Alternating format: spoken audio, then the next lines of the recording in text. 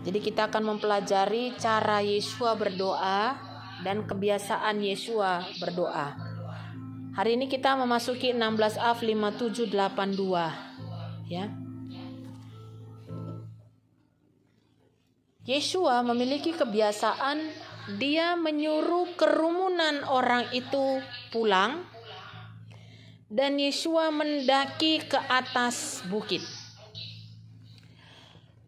Saudara yang dikasihi Bapa Yahweh, kalau kita mau dekat dengan pemilik semesta, maka kita harus ada di frekuensi yang segelombang dengan Bapa Yahweh.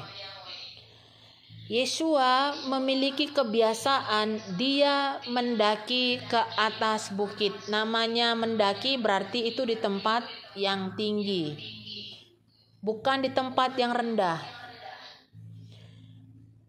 Yeshua mendaki. Tempat berdoa itu ada di tempat yang tinggi. Nah, saudara, cara ini ditiru oleh Satan. Gak mau kalah dia. Dia membuat perbukitan-perbukitan untuk berdoa. Makanya di Sumatera itu ada Gunung Pusuk Wuhid. Ya, jadi di sana kalau pejabat-pejabat mau ngambil pesugihan, boleh ke sana. Ada yang pakai helikopter khusus mendarat di bukit itu. Ya, dan memang setelah kami ke sana itu tempatnya tinggi. Gunung-gunung. Ya, udaranya juga sejuk sekali. Jadi cara ini dicuri setan, saudara. Jadi kita jangan kalah sama setan ya. Kemudian Yeshua bertefilah menjelang malam. Jadi di dalam pola waktu Yahudi ada 4 pembagian. Yang pertama, waktu jaga pagi, waktu jaga siang, waktu jaga petang, dan waktu jaga malam. Ya, di sana dia menjelang malam, dan dia berada seorang diri.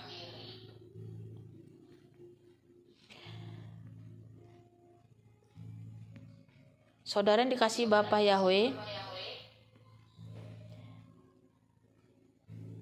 ayat yang ke-25, namun pada giliran jaga keempat malam, Yeshua pergi kepada mereka dengan berjalan di atas danau.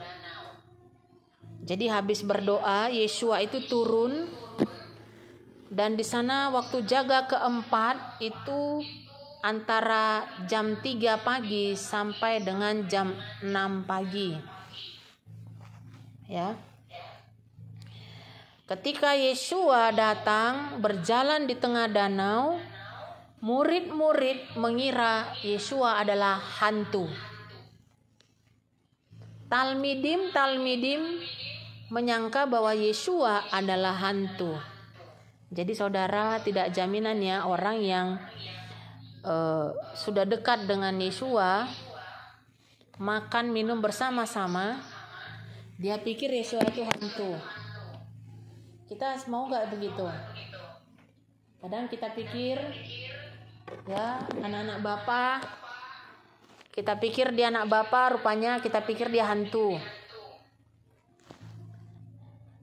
Kenapa mereka mengira bahwa Yeshua itu hantu? Karena mereka sedang berada di tengah-tengah danau, diombang-ambingkan oleh gelombang karena terjadi angin sakal. Coba bayangkan kita sedang berada di tengah-tengah danau, lagi diombang-ambing. Saudara yang dikasihi Bapa Yahweh, biasanya danau itu tidak seperti laut. Anginnya tidak kencang. Ya, menurut alamnya seperti itu.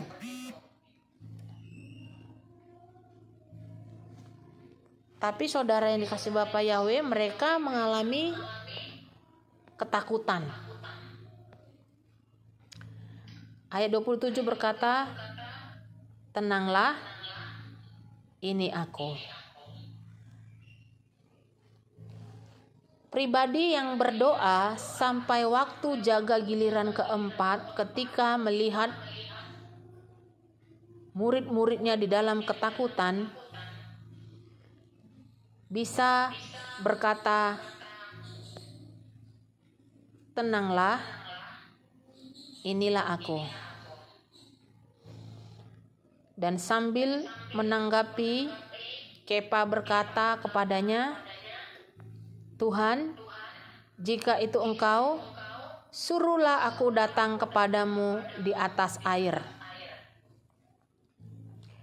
Lalu Yesua berkata, datanglah. Dan setelah turun dari perahu, Kepa berjalan di atas air untuk datang kepada Yesua. Coba bayangkan kita bisa berjalan di atas air. Karena fokusnya Kepa itu Yesua, dia tidak memperdulikan kiri kanannya, depan belakang, angin topan yang sedang melanda mereka. Dia tidak memperhitungkan masalahnya. Dia tidak peduli keadaan sekitarnya. Fokusnya hanya beriman kepada Yesua HaMasyiah. Dia datang. Dia trusting sama gurunya. Oh, itu guruku. Gak akan mungkin saya celaka kalau saya mendatangi dia. Oh, itu Tuhanku. Oh, aku percaya sama Bapak Yahweh. Tidak mungkin Bapak Yahweh merancangkan hal yang jahat dalam hidupku. Kita percaya. Dia 100% totally percaya.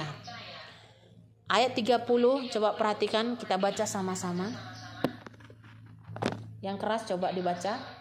Namun ketika melihat angin kencang, ia ketakutan dan mulai keluar. Ia berteriak sambil berkata, Tuhan, selamatkanlah aku. Terus lagi.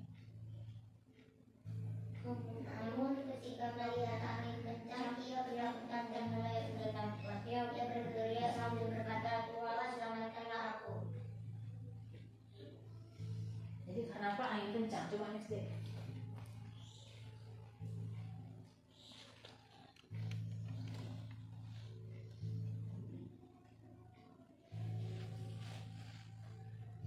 Iya. Jadi karena angin kencang.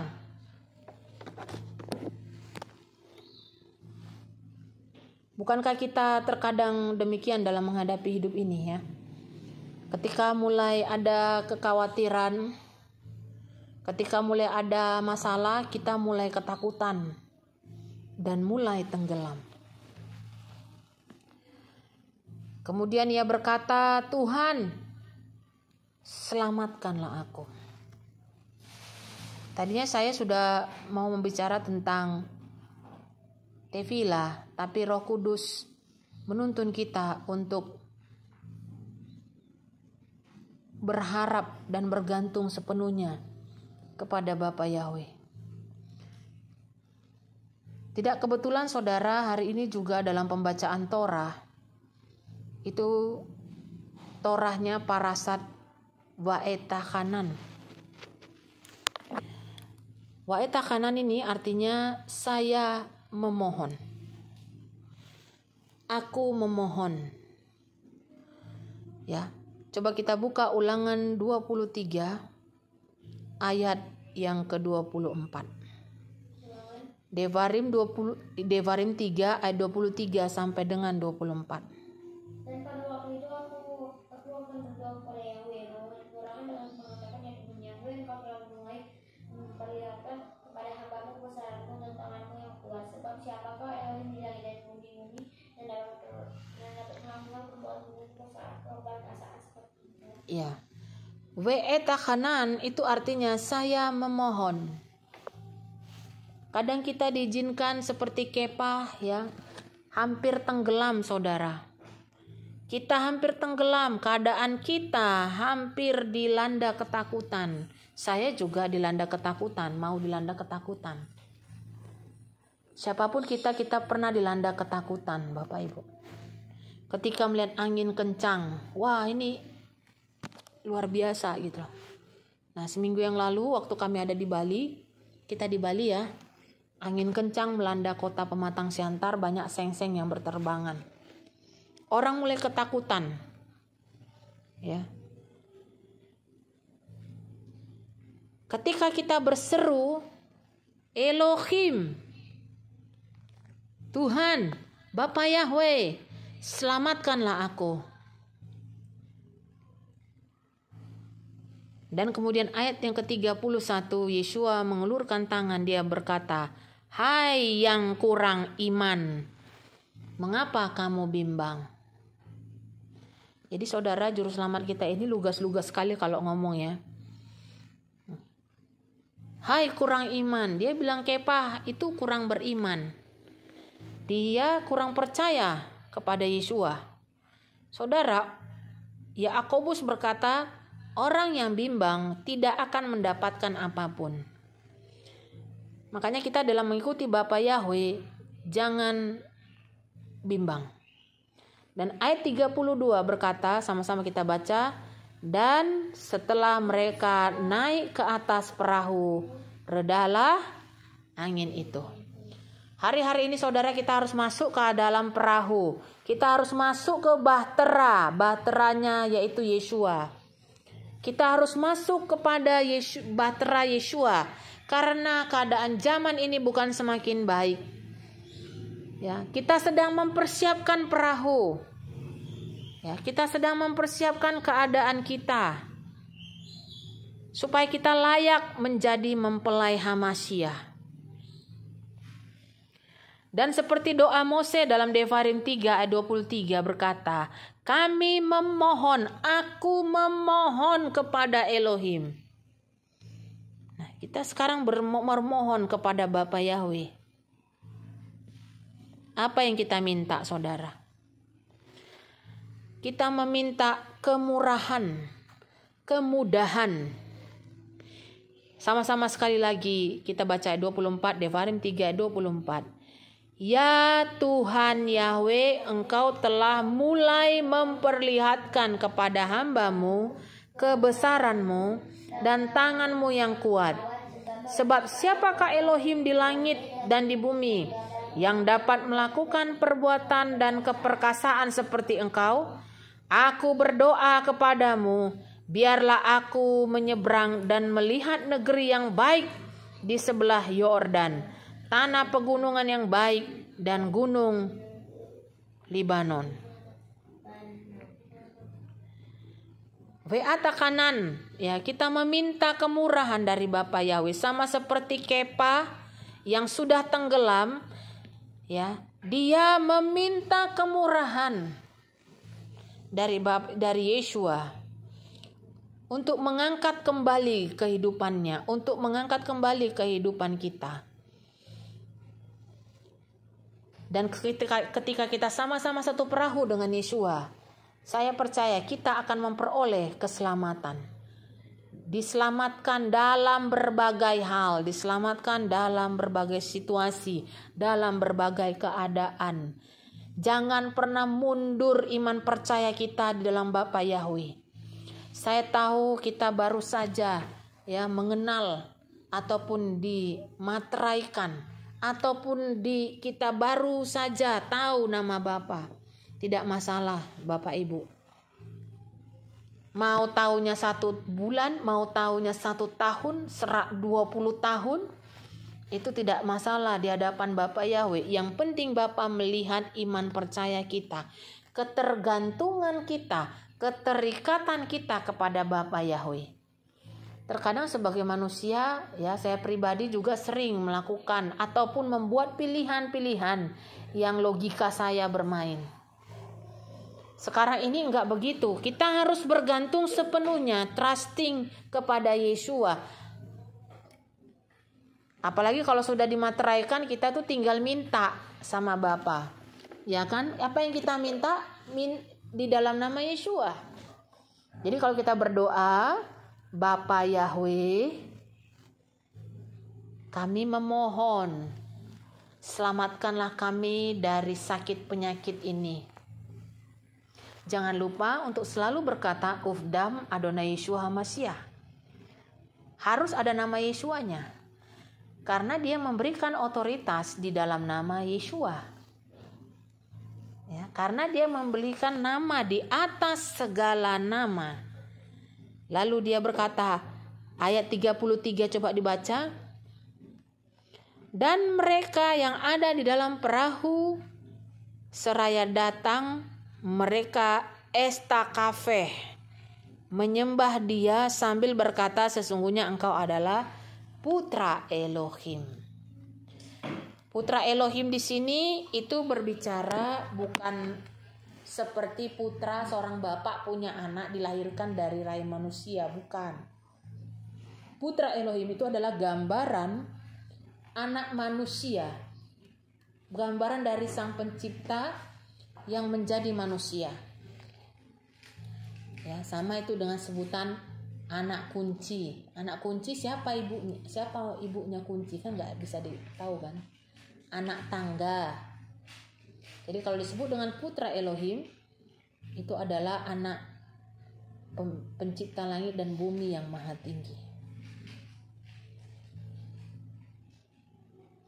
Ketika kita diselamatkan saudara, saya percaya ketika kita percaya kepada Bapa Yahweh, kita pasti sudah melihat mujizat. Ya kan? Siapa yang sudah pernah merasakan kesembuhan dari Bapa Yahweh, mujizat? Rata-rata. Siapa? Ya. Kayak adik ya, tangannya sembuh. Nah, itu kan mujizat dari Bapa Yahweh. Ada lagi orang yang mati, yang sudah mati suri, kami doakan sembuh. Ya, ada orang yang memang ekonominya mati, didoakan sembuh, dibangkitkan lagi dengan cara Bapa Yahweh. Ya, kita percaya ada mujizat kok di dalam nama Yeshua, dan jauh lebih bermujizat. Kalau di dalam nama sesembahan yang lama saja Bapa menyatakan mujizatnya, terlebih lagi di dalam nama Yeshua. Karena apa? Karena itu adalah caranya Bapa untuk menyatakan dirinya. Jadi saudara, kalau engkau ditolong oleh yang bukan anak Bapa Yahweh, jangan bilang begini, lihat tuh, bukan orang percaya kok yang nolong saya. Kebanyakan begitu ya kan, waktu minta tolong sama anak bapaknya nggak bisa nolong.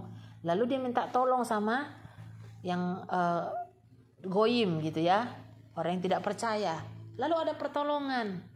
Nah, kenapa itu diizinkan Bapa kita memperoleh pertolongan dari orang lain yang bukan percaya? Sederhana Bapak Ibu, karena Bapa Yahweh itu maha kuasa. Dia mau kita melihat dengan cara Bapa Yahweh melihat. Dia mau kita melihat dan merasakan sebagaimana Bapa merasakan. Jadi kemahakuasaannya itu nyata gitu. Supaya kita tidak bergantung dengan manusia, tetapi kita bergantungnya kepada Bapa Yahweh yang sanggup membukakan jalan. Makanya kita selalu doa dari 4 penjuru mata angin. Pertolongannya ya dari 4 penjuru mata angin. Karena kita menyembah Bapa Yahweh yang bisa merasakan apa yang kita rasakan. Ya, jadi kalau kita lagi sedih, saudara, Bapa Yahweh itu bisa merasakan.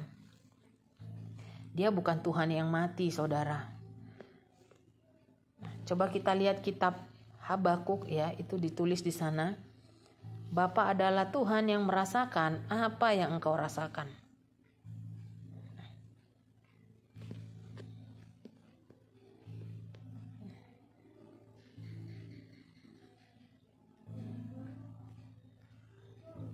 Ibrani 4 ayat 15 ya. Ibrani 4 ayat 15. Inilah Elohim ya. Ayat yang ke-15.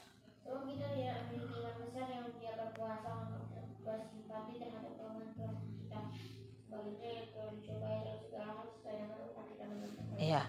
Kita punya imam besar, sebab imam besar yang kita punya bukanlah imam besar yang tidak dapat turut merasakan kelemahan-kelemahan kita. Jadi Yeshua itu bisa merasakan kelemahan-kelemahan kita.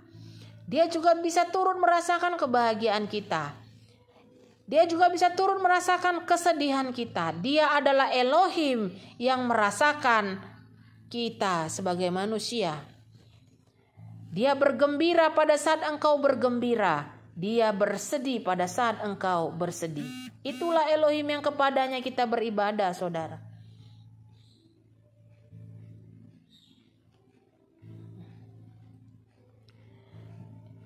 Jadi saudara yang dikasihi Bapa Yahweh, mari kita lebih lagi untuk bersungguh-sungguh masuk ke dalam bahtera Yeshua.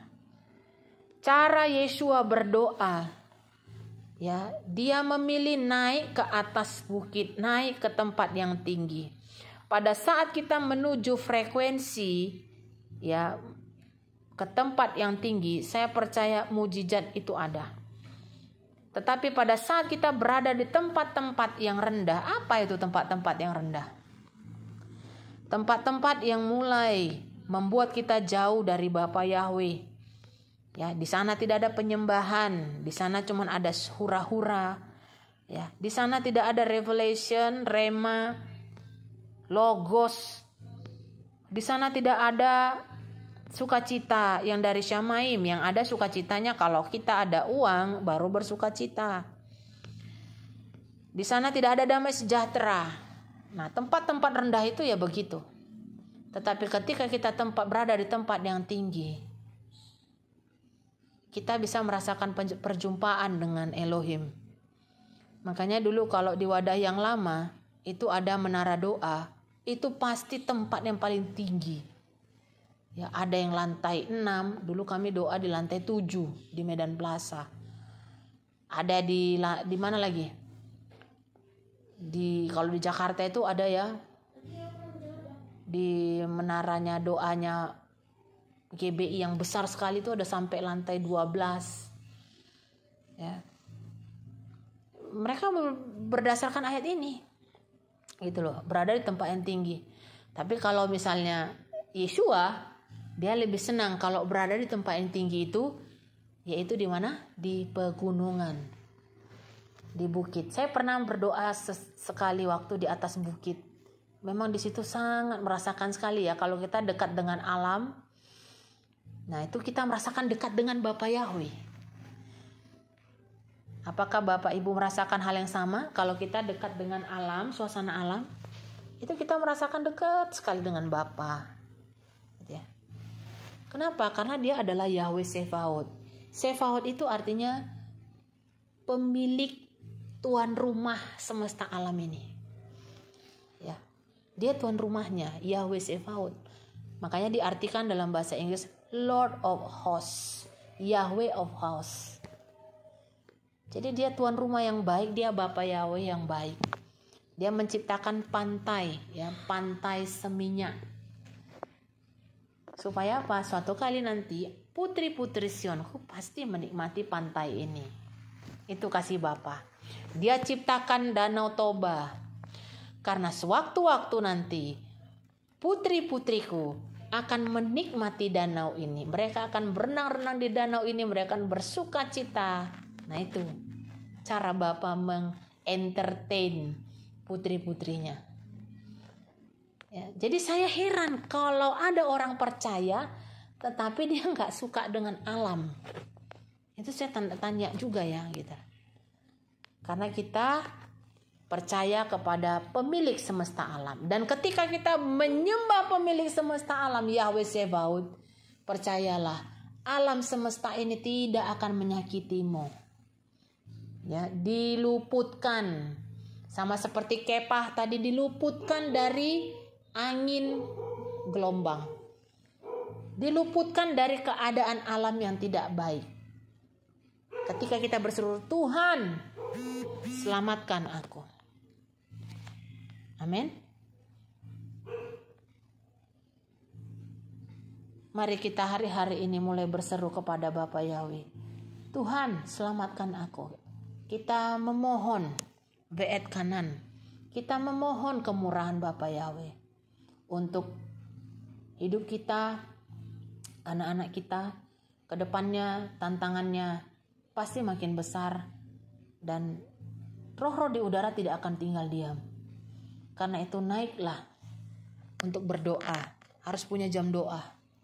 Ya, 1 jam, ya, habiskan waktu untuk naik di tempat yang tinggi, untuk naik di frekuensi yang tinggi.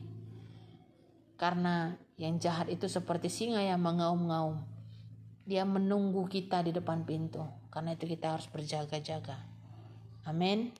השיבנו אדוני אליך ונשובה, חדש ימינו כקדם.